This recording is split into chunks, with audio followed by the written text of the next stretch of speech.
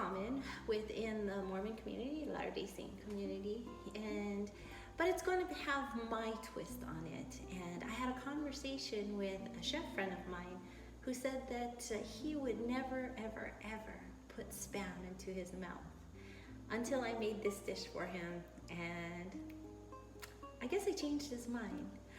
What I'm talking about is funeral potatoes.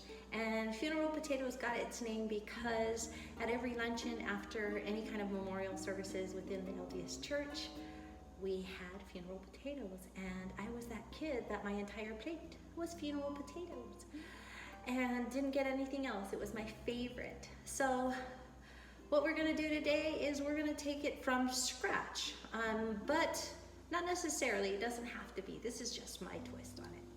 So what you're going to need first and foremost is 6 to 8 medium or large potatoes. If you don't want to shred the potatoes yourself, you can buy one of those bags of the shredded hash browns, the frozen kind, and that makes it a lot easier, but this is the way I do it. I like to shred the potatoes. Also, we have a medium onion, finely diced, a can of Spam, because that's important, a quarter cup of flour, and we will have 2 cups of chicken broth, an entire stick of butter, 1 cup of milk. I have 2 cups each of Monterey Jack cheese and sharp cheddar cheese. I have 1 cup here, or 1 8-ounce container of sour cream. Salt and pepper to taste. And again, in one of my twists, instead of crunching up cornflakes and putting it on top of our funeral potatoes, I use panko breadcrumbs.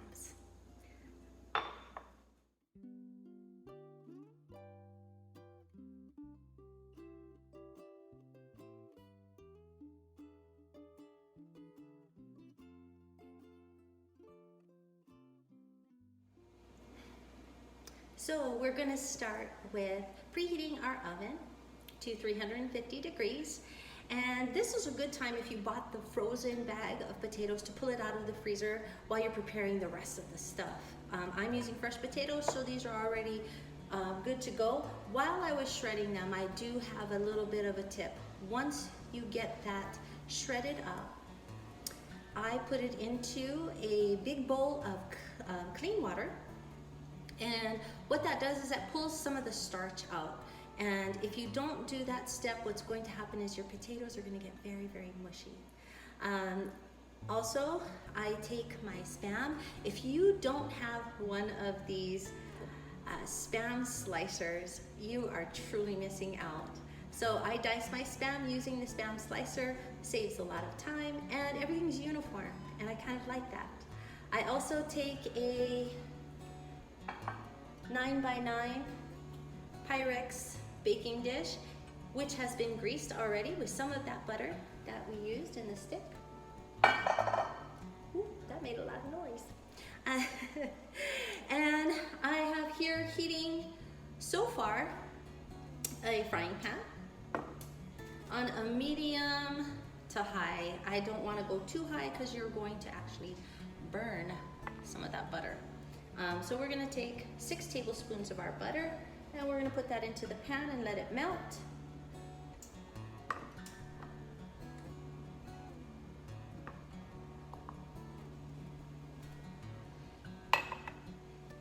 And once that gets melted down, we're going to add our diced onions. And now the diced onions, we don't want to cook them too long in the frying pan. What we want to do is what we call sweat the onions. Get them cooking just enough to where they become transparent, like they're almost getting transparent before they start browning. And at the same time, I like to add my Spam. And so while I have this going, I am going to be frying up my Spam. So once your onions have become soft and it comes to a little bit of a simmer, this is a step that I like to do. Not everybody does this, but I like to remove my Spam and most of the onions for this next step. So I take a spoon with a lot of holes in it and I scoop out most of my mixture here. because we're going to incorporate that back in after this next step.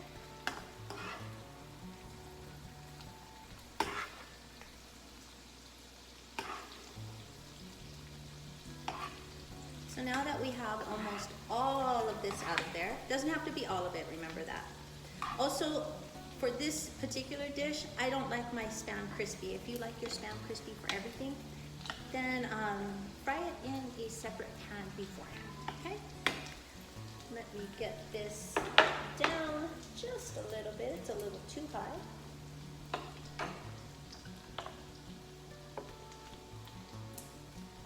We are going to take our 1/4 cup of flour, and we're going to sprinkle that over our butter and onions.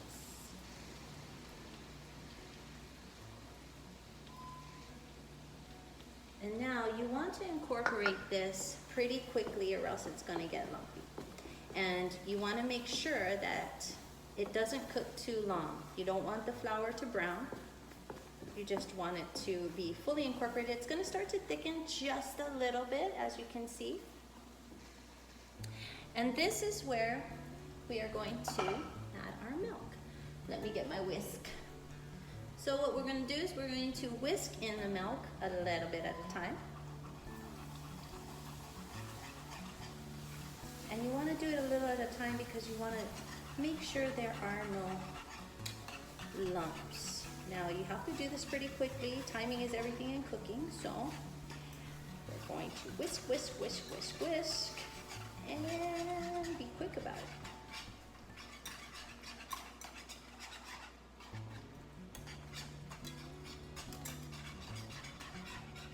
Now at this point, you can add salt and pepper if you want. I will add pepper, but because the Spam is on the salty side, I don't do that. And also I use unsalted butter. I use unsalted butter just because if this is just too salty, it becomes uncomfortable. Oh, what was that? The wind must have blown a door shut. So now that the milk is fully incorporated, we're gonna let this thicken up just a little bit. It'll probably take about 2 to 3 minutes to do so. But at this point, this is where I add back in that Spam and onions that I took out of this.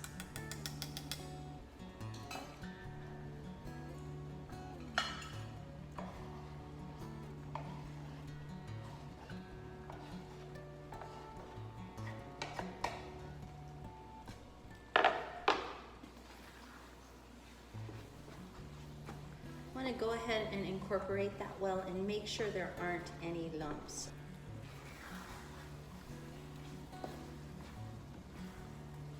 So I don't suggest using an electric mixer for this, because if you do, what will happen is that it will kind of cream everything together and it might become, you won't have the texture of the Spam or the onions. So at this point, we're going to add our 2 cups. I'm going to get my whisk again. Our 2 cups of chicken broth. And again, incorporate it slowly so that we don't have any lumps, yeah?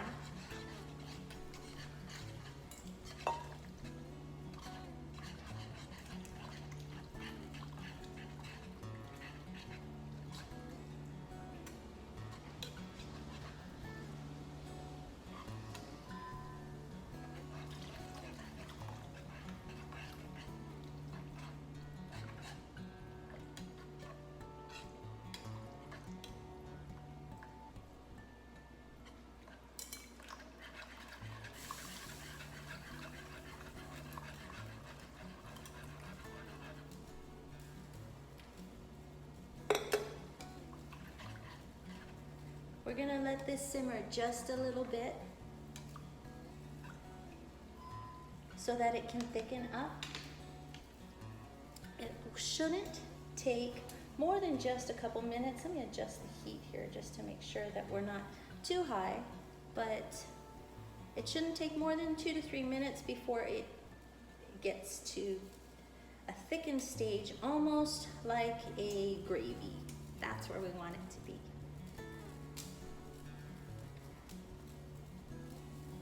Once it begins to thicken, we will be adding our cheeses, and then we're going to pour this entire mixture over this big bowl of potatoes. Now that this has gotten thick enough to where it's almost a gravy consistency, what we're going to do is we're going to turn off the fire, and we are going to incorporate our dairy products.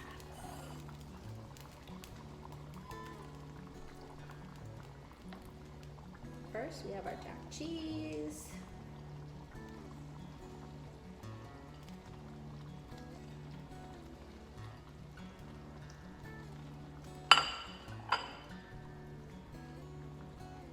Next, our cheddar. Let's make sure that's all in there.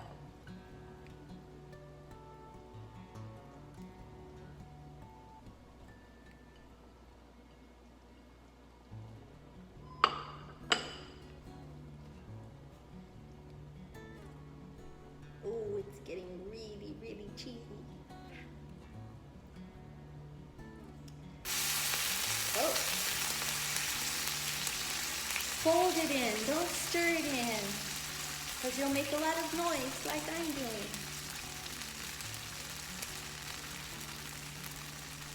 And last but not least, we are going to add in our sour cream. I think the sour cream is very, very important because it creates a very creamy and indulgent kind of texture. And it also incorporates well with this lovely, lovely cheeses.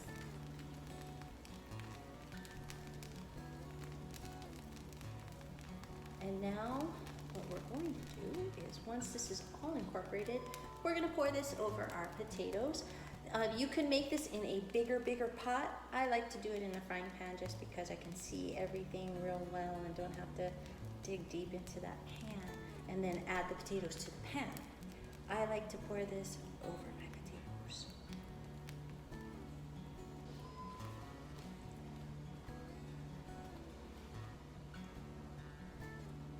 Now it's time to get this over the potatoes. Of course, my pan is super full. I should have used a bigger pan, like I just spilled all over the place.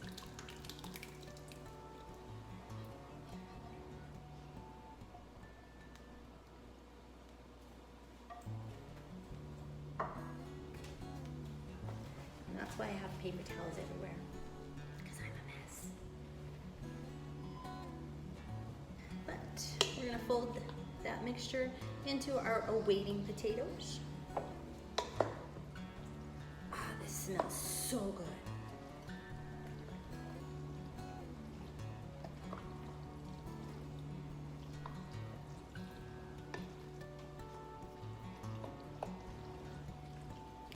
Alrighty, they seem to be pretty much all incorporated. And now we're going to grab that pan. This recipe calls for a 9 by 13. I'm using a 9 by 9 because I just want it to be a little bit thicker. And that's where we incorporate this back or into this baking dish. Now, if it gets too thick, I'm not going to use it all. So what I'm going to do is I'm going to freeze this for another time, which you can absolutely do. It looks like I'm going to have some left over, or I can do some mini ones. If you've ever tried to put these into a muffin pan, you know what I'm talking about. It's actually kind of cool. You would just put them in the muffin pan, but also the cooking time is a lot shorter in the muffin pan as than in this baking dish here. So I've got it pretty much to the top. And a lot of recipes do call for the cornflakes to be crushed and put on top and incorporate the melted butter into it. I prefer just to use the panko crust, breadcrumbs. So out of the microwave, I have a tablespoon of butter. And I am going to put that in to a different bowl, not this one. I'll never get it mixed that way.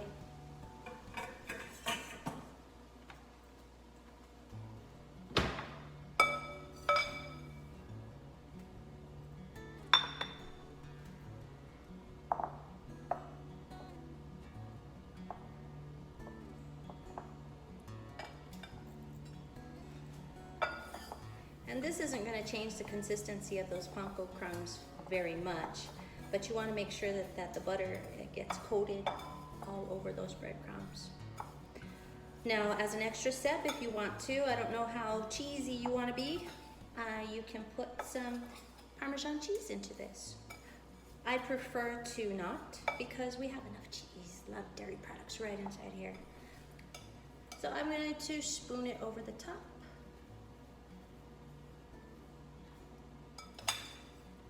Now, the amount of panko crumbs is up to your preference.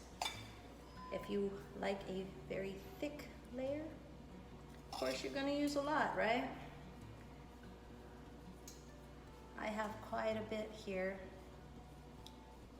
and I'm going to make maybe about a ½ crust on top. All right, now we're ready for the oven. Be right back.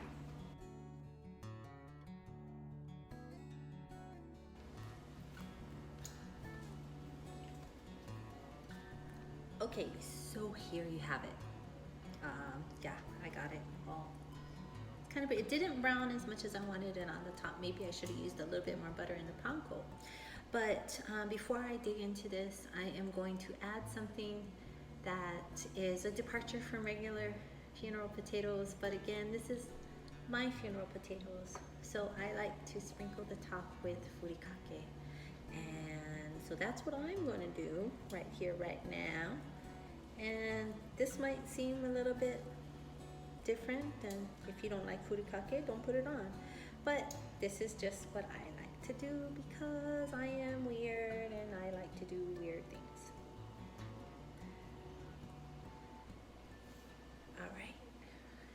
Let's get digging into this. We'll see how it is. It's all cheesy and runny with cheese and spam and oh, that is wonderful. Oh God. Okay, let's try it. Let's just try it.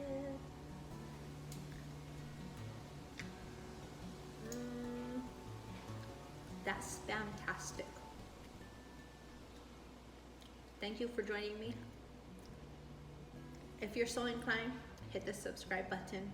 I'm going to be doing some more spam recipes in the future, along with some other silly little things I like to do. But until then, ahui ho and much aloha to you. Mahalo for watching, and don't forget to hit that subscribe button.